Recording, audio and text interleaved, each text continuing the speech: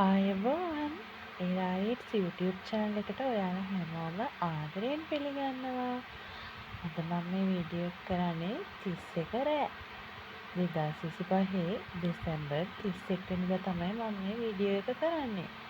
අද මම මේ ඕගොල්ලන්ට කියලා දෙන්න හදන්නේ නාරං වලින් චට්නි එකක් හදාගන්න විදිහ.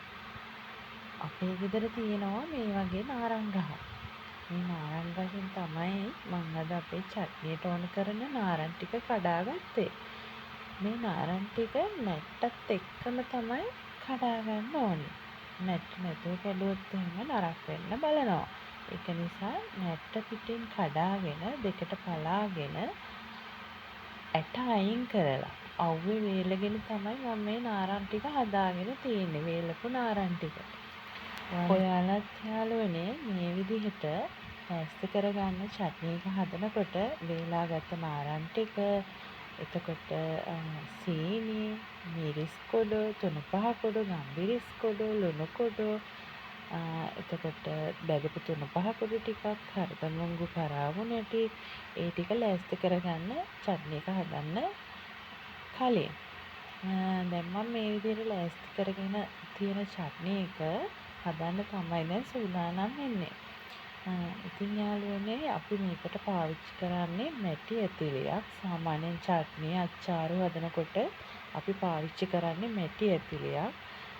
කල් තබා ගන්න ආහාරයක් නිසා විශේෂයෙන්ම මැටි ඇතිලියක හදන එක තමයි වඩාත්ම සුදුසු. මේ විදිහට අපි මැටි ඇතිලියක් ලිපේ තියලා ඒකට මුලින්ම අපි එකතු කරගන්නවා යාළුවනේ සීනි ටික.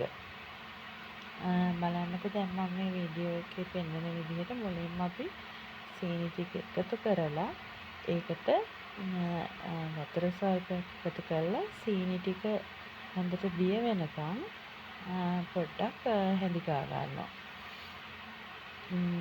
මේ චට්නි එක යාළුවනේ හදාගත්තාම අපිට කල් තබාගෙන ඕනම දෙයක් එක්ක කන්න පුළුවන්. මම මේක හදලා ඉවර වෙච්ච ගමන් මං කරේ පාන් කෑල්ලක් අරගෙන චට්නිත් එක්ක චුට්ටක් කාලා බැලුවා. මාරම රසයි යාළුවනේ. ඉතින් ඔයාලටත් ගෙදරදී හදලා බලන්න පුළුවන් කොහොමද මේකේ රස කොහොමද එන්නේ කියලා. ඉතින් දැන් මේ විදිහට වතුර ටිකක් එකතු කරලා මම මේ චට්නි එකට අවශ්‍ය කරන විදිහට මේකේ සීනි ටික දිය කරලා හදාගන්න තමයි මේ හදන්නේ. මේකට සාමාන්‍ය සමහරක් අය නම් විනාගිරි පාවිච්චි කරනවා. නමුත් මම අද විනාගිරි පාවිච්චි කරන්නේ නැහැ මේකට. මොකද ගෑස්ට්‍රයිටිස් තියෙනවා නම් විනාගිරි පාවිච්චි කරනකොට ටිකක් ඒක බලපාන නිසා මම අද විනාගිරි මේකට දාන්නේ නැතුව තමයි හදාගත්තේ. මේ විදිහට යාළුවනේ අර සීනි ටික පොඩ්ඩක් දිය වුණාට පස්සේ අර වේලිච්ච නාරං ටික අපි එකතු කරනවා මේ මැටි භාජනයට එකතු කරලා පොඩ්ඩක් ඒක හොඳට කලවම් කරගන්නවා.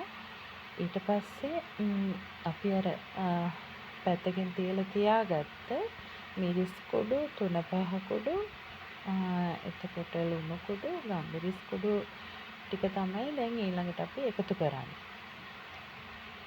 මේ ආකාරයට එකතු කරගත්තට පස්සේ අපි ආයෙම බැදපු තුණපහ කොඩු ටිකකුයි කරදමුංගු ඇට දෙකක්, කරාබු නැටි දෙකක් මේ විදිහට අපේ චට්නි එක හදාගන්න එකතු කරන කරදමුංගු කරාබු නැටි එකතු කරාම මේ චට්නි එකේ සුවඳ හොඳටම එනවා.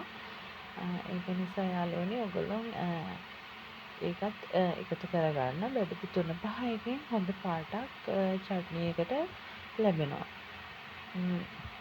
මේ විදිහට එකතු කරගෙන තව චුට්ටක් වෙලා හොඳට පැහෙන්න තියෙනවා මම මේක ලිපේ.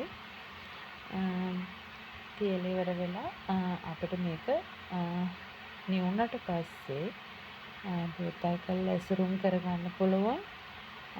නැත්නම් හොලන්න වදින විදිහට අපිට මේක ඇසුරුම් කරලා තියාගන්න පුළුවන්. අපිට පාවිච්චියට ගන්න වෙලාවට පොඩ්ඩක් පාවිච්චි කරාම මේක ආයෙම අපිට කල් තබා ගත හැකි ආහාරයක් විදිහට පාවිච්චි කරන්න පුළුවන්. අපි ඉස්සරහට එරයිට්ස් YouTube channel එකෙන් පෙන්නන දේවල් ඔයාලට මිලදී ගන්න විදිහට කටයුතු සලස්වන්නත් සූදානමක් තියෙනවා.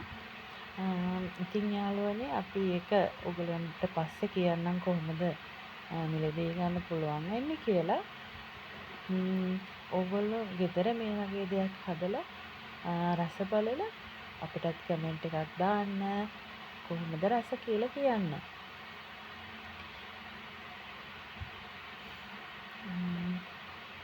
එහෙනම් අදත් මගේ වීඩියෝ එක අහන් හිටියට බලන් හිටියට ඔයාලා හැමෝටම ස්තුතියි. එරයිට්ස් YouTube channel එකත් එක්ක ඔයාලා දිගටම එකතු වෙලා ඉන්න. ගිහින් එන්නම්. සුබ දවසක්. අද 31 රෑ හෙට පළවෙනිදා හැමෝටම සුබ අලුත් අවුරුද්දක් වේවා. 2026 සාමය සතුට සෞභාග්‍ය පිරි සුබ නව වසරක් වේවා කියලා හැමෝටම ප්‍රාර්ථනා කරනවා. ගිහින් එන්නම්.